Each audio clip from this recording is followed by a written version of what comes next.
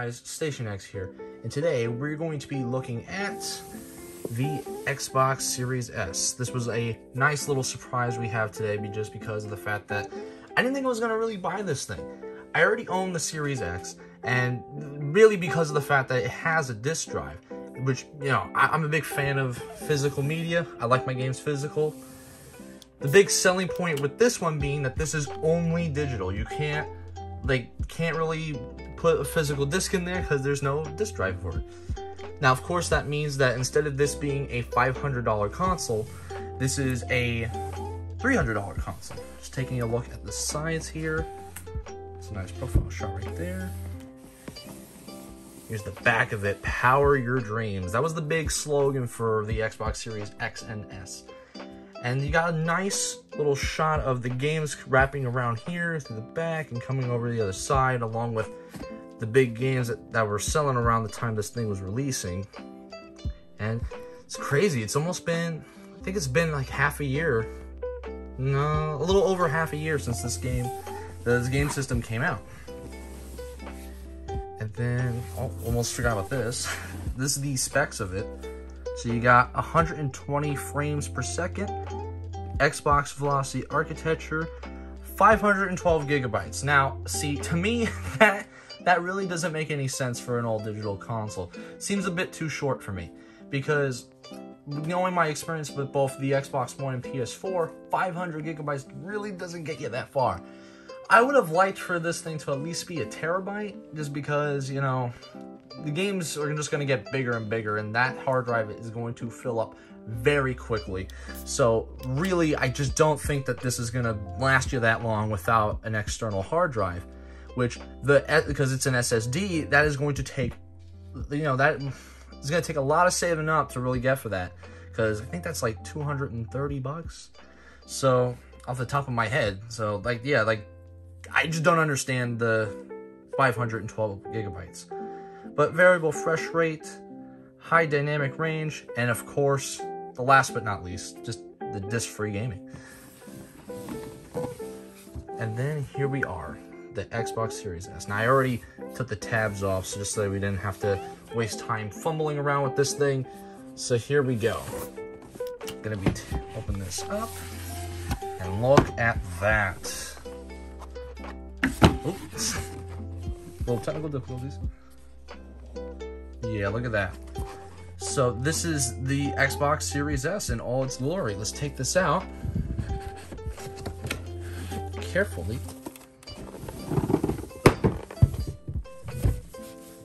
And here we are, right here. Xbox Series S, power your dreams. Stand this up here. Slide that out. I really like these. Like, the Series X came with one of these too, and just the packaging of this really, they really did a good job, like, just presenting it in the box the way they did. Because it's just, you never, you know, when you open a game system for the first time, you get really excited. You get really excited. It's this new, shiny thing. You can't wait to play some games, and I just think presentation is very important when it comes to buying something. It just makes the whole experience of opening up a game system for the first time, whether it be on your birthday, Christmas, just makes it a lot more fun and exciting. Before we take a look at this, there's also some other stuff in the box. Open this up here. I'm assuming this right here is the controller, which, because the Series X was just an all matte black.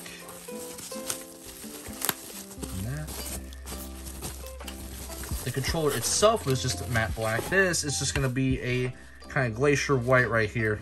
I gotta say, I really like the design of the Xbox One controller, so the Series X kind of following suit, not changing what's not broken, really. Although, a few differences here. This has more of a grip texture to it. Same thing with the, I want to say, both the bumper and the trigger. There's a little bit of the bumpers like this, but the trigger top part has like some little ridges, if you can see right there. Little bumps. You know, I really didn't know what to call it right there, but we had little bumps right there. Now, also what's new to this controller is the share button, where you can now, just with one simple button, record little clips or take screenshots while you're playing your games. Because you used to have like do a combination where you hit the home button and the X button really fast. Or I think if you wanted to take video, if you wanted to take video, it was the home and X button. The screenshots was home button and triangle. And of course the D-pad's a little different this time, kind of taking the circle pad from the Elite controller and incorporating it here. And no, this is all just flat right here, which is really nice. Of course, you still need your batteries. So one thing I wish they just update the controller with is no batteries. I can't tell you how annoying it is when you run out of batteries and you're in the middle of doing something. But at the very least, they give you an option. So you could plug it in and have it wired until you could get more or get a rechargeable battery.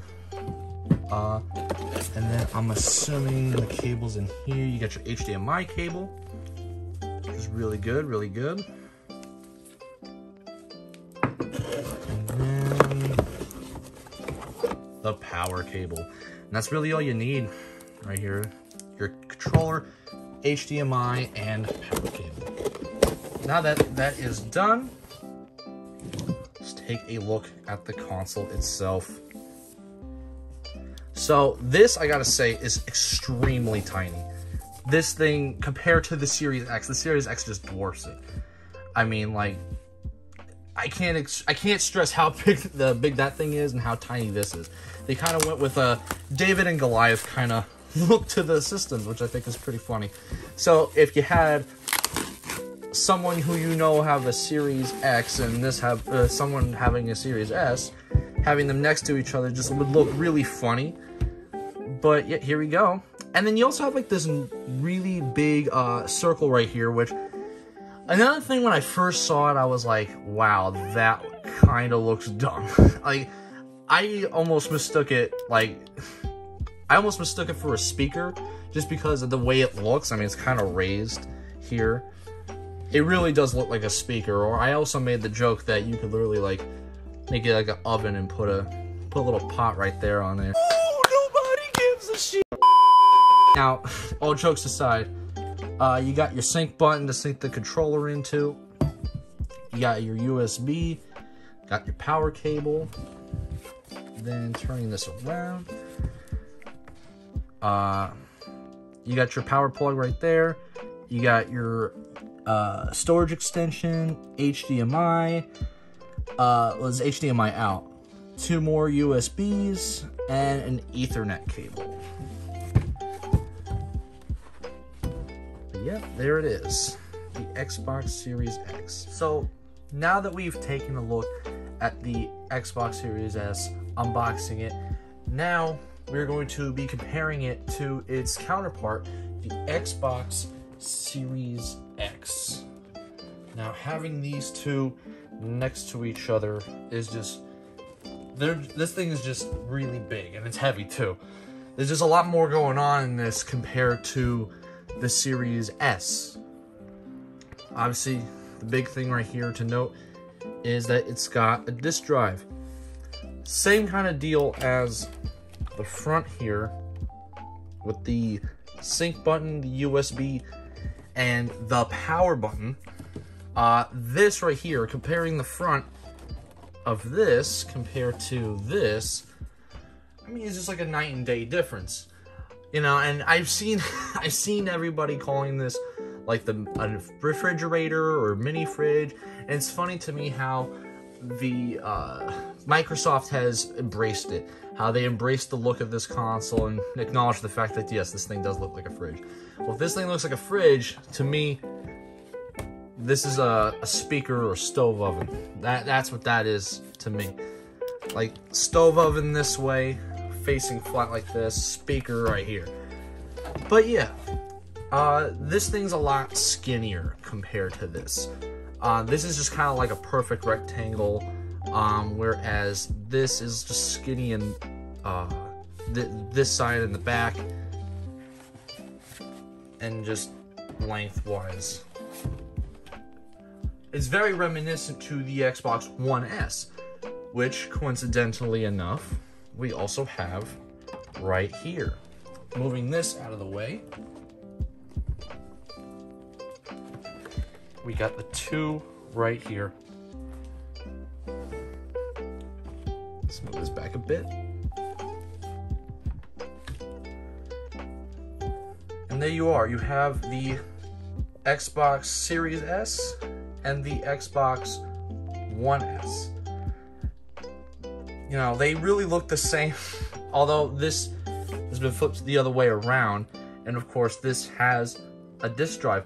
Although, this one coincidentally also had a version where it was all digital. I don't have that one because, like I said before, I am not a huge fan of just digital only gaming. Digital does definitely have its place. It's definitely convenient for me sometimes when I don't want to go to a store or I just can't for whatever reason. But 9 times out of 10, if I have the ability to go get a physical game, not only am I going to do that, but I'm just going to mostly just choose that over digital every time. There's probably 2 occurrences where me personally I would go digital, and that's if the game straight up doesn't have a physical version. In that case, you have no choice. Or B, it's just so much cheaper compared to a physical version. But that is such a rare occurrence that it almost never happens. You almost always have a cheaper option when it comes to having a physical game in a disc drive compared to all digital, because of the fact that game stores always have games on sale. Specifically, just GameStop, you know, they have like their Power Up Rewards program, and I use the points on that to get games all the time. So really, to me, I'm just like a classic guy when it comes to games, having the physical. And so this right here wouldn't necessarily help me out that much, just because I do own most of my games physical. In fact, really the reason why I can't really show any like gameplay comparisons is just because of the fact that I don't own any digital Xbox like next gen Xbox games. I only own Gears of War Tactics and Cold War, and they're both physical. I don't have it digitally, otherwise I would do a comparison. I only have Xbox One games that are like digitally on my hard drive, which cool enough. You can actually take a external hard drive that you would use for this and plug it into a Series S or the X for that matter, and you can play your Xbox One games and still download Xbox One games through that as well. In fact, like what you could do is just essentially have all your backwards compatibility games on that storage space and save the internal storage for your bigger games, the Series S games. Because you're definitely going to need it. With 500 gigabytes, I could realistically say you're probably going to get about maybe 5 games. Really just depending on what they are. I would say 5 games minimum. In very like extensional cases, when you have like just 5 really large games, maximum maybe 10. And that's really pushing it. You would have to have like really small titles that are Series S as far as that's concerned. But yeah, there you guys have it, the Xbox Series S unboxing and comparison. Thank you for joining me today, and I will catch you later.